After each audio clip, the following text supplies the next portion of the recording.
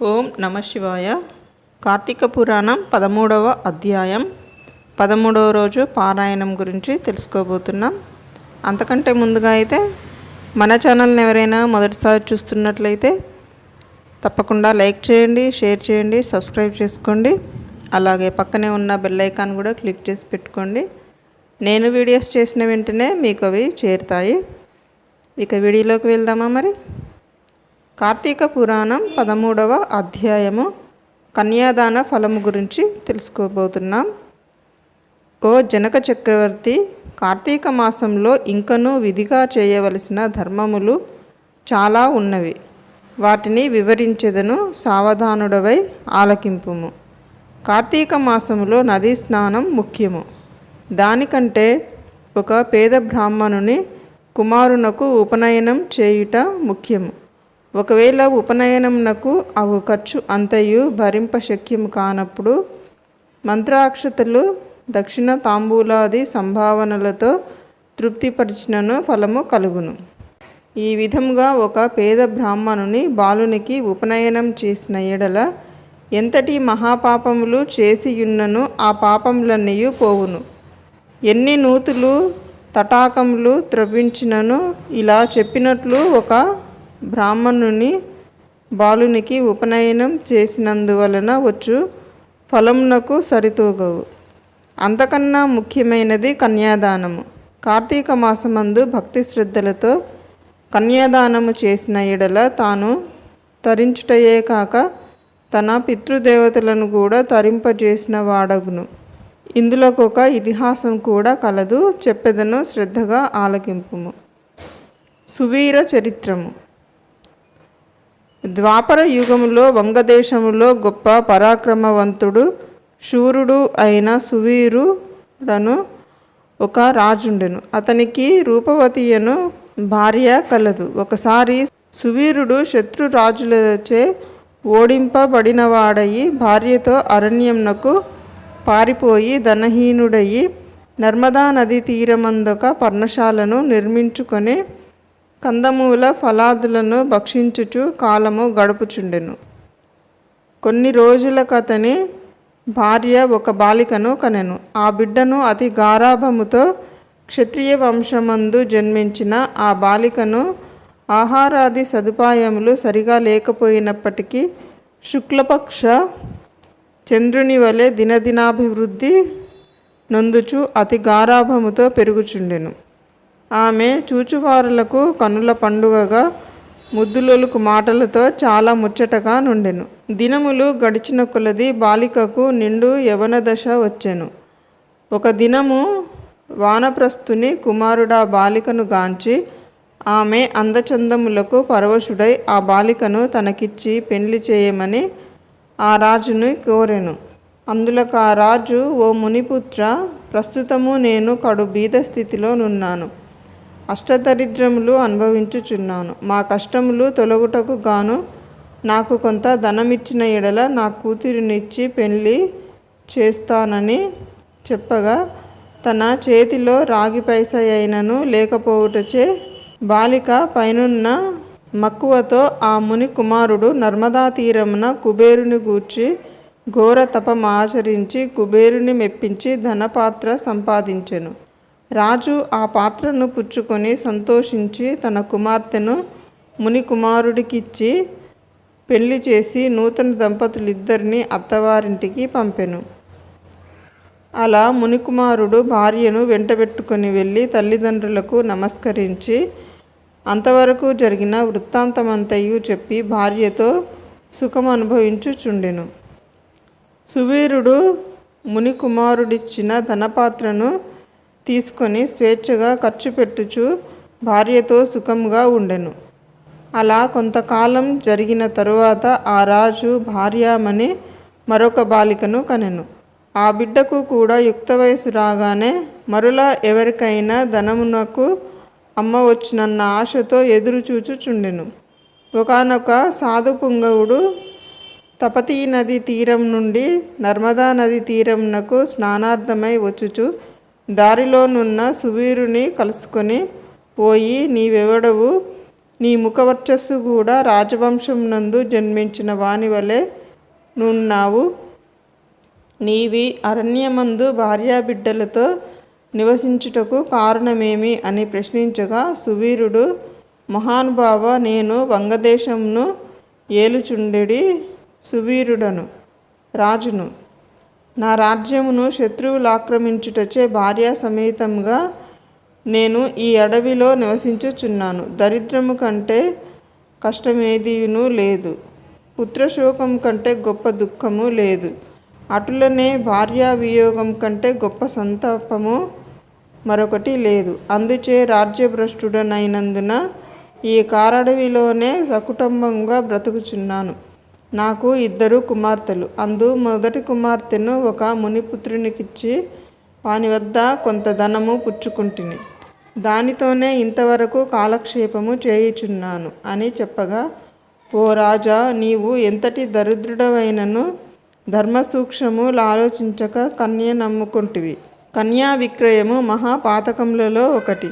కన్యను విక్రయించిన వారు అసిపవిత్రవనమను నరకమనుభవించుతురు. ఆ ద్రవ్యములతో దేవముని పితృదేవత ప్రీత్యర్థముయే వ్రతము చేసినను వారు నశింతురు. అదీనుగాక కన్యా విక్రయము చేసిన వారికి పితృదేవతలు పుత్ర సంతతి కలగకుండా శపించుదురు. అటులనే కన్యను ధనమిచ్చుకొని పెండ్లాడిన వారు చేయు గృహస్థ ధర్మములు వ్యర్థమగుటయే కాక అతడు మహానరకమును అనుభవించును. కన్యా విక్రయము చేసిన వారికి ఎట్టి ప్రాయశ్చిత్తము లేదని పెద్దలు నొక్కి వక్కానించియే ఉన్నారు. కావున రాబోయే కార్తీక మాసంన నీ 2వ కుమార్తెను నీ శక్తి కొలది బంగారు ఆభరణములతో అలంకరించి సదాచార సంపన్నునకు ధర్మబుద్ధి గలవానికి కన్యాదానము చేయము. అటులా చేసిన ఎడల గంగా స్నానమునరించిన ఫలము, అశ్వమేధ యాగము చేసిన ఫలమును పొందుటయేగాక మొదటి కన్యను అమ్మిన దాని పాపఫలము కూడా తొలగిపోవును అని రాజునకు హితోపదేశము చేయగా, అందుక రాజు చిరునవ్వు నవ్వి, ఓ మునివర్య, దేహసుఖం కంటే దాన ధర్మముల వలన వచ్చిన ఫలము ఎక్కువ. తాను బ్రతికుండగా భార్య బిడ్డలతోనూ సిరి సంపదలతోనూ సుఖముగా ఉండక చనిపోయిన తరువాత వచ్చేడి ఏదో మోక్షము కొరకు ప్రస్తుతం ఉన్న అవకాశమును చేతులారా జార విడవమంటారా? ధనము బంగారము కలవారే ప్రస్తుతము లోకములో రాణింపగలరు.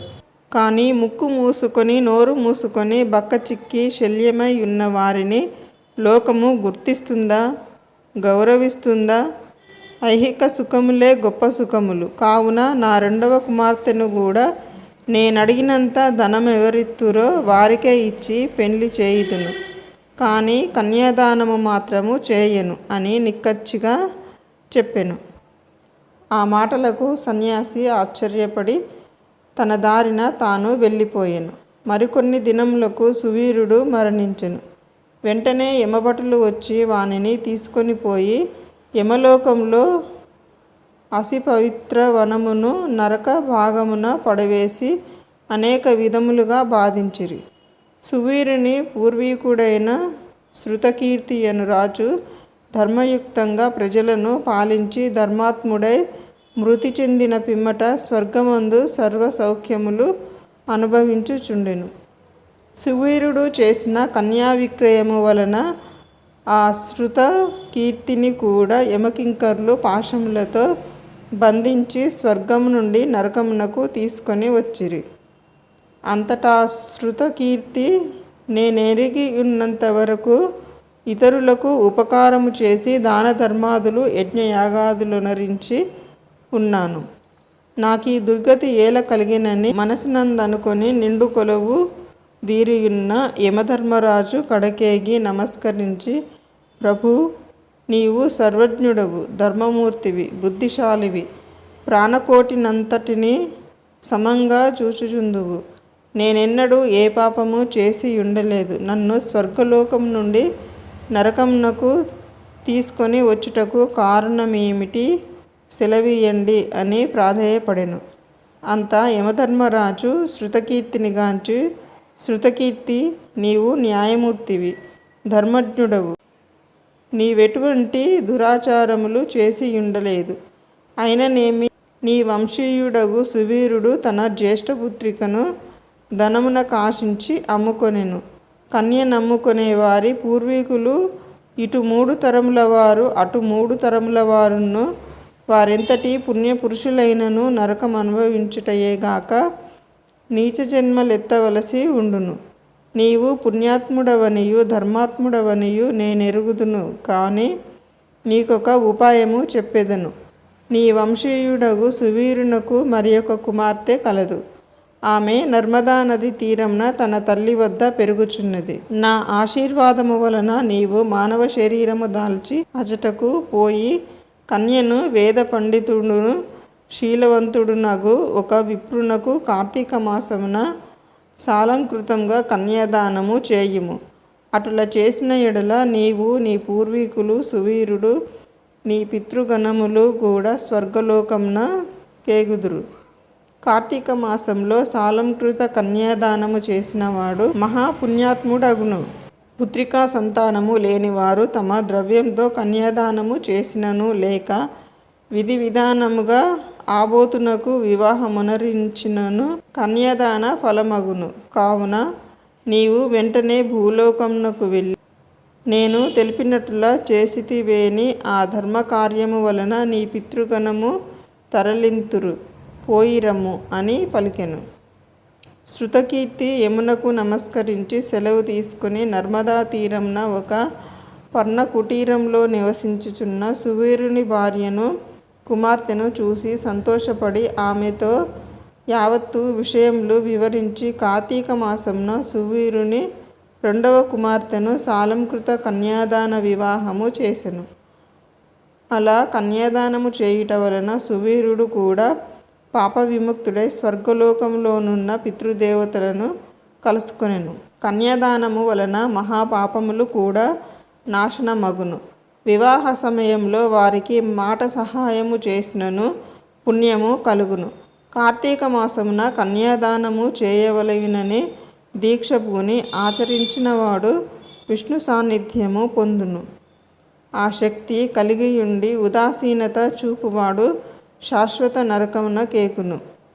ఇట్లు స్కాంద పురాణాంతర్గత వశిష్ఠ ప్రోక్త కార్తీక మహత్యమందలి 13వ అధ్యాయము 13వ రోజు పారాయణము సమాప్తము. ఓం నమః శివాయ. ఓకే ఫ్రెండ్స్, ఈ వీడియో కనుక నచ్చినట్లయితే లైక్ చేయండి, షేర్ చేయండి, సబ్స్క్రైబ్ చేసుకోండి. Thank you friends.